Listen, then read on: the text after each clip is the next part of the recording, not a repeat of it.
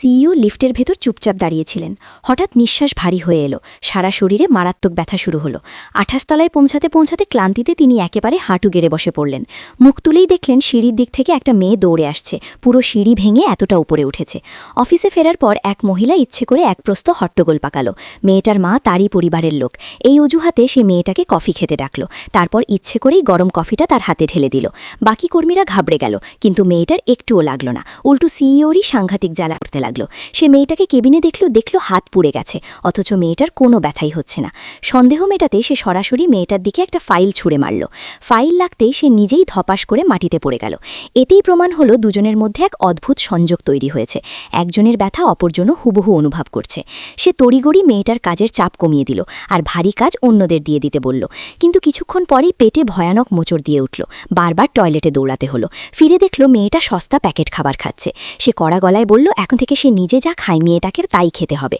ওই সস্তা খাবার একেবারে নিষেধ করে দিল। এসব দেখে ওই মহিলার হিংসে জাগিয়ে উঠল।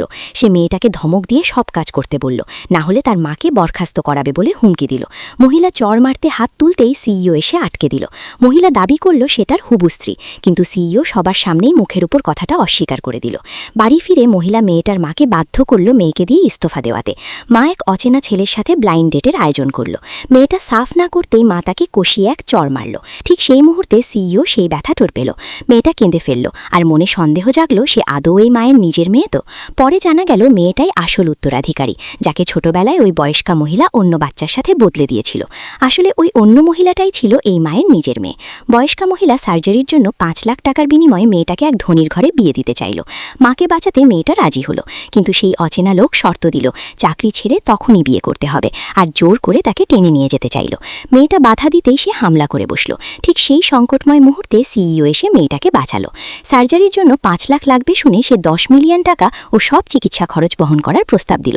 তবে শর্ত একটাই, মেয়েটাকে তাকে বিয়ে করতে হবে।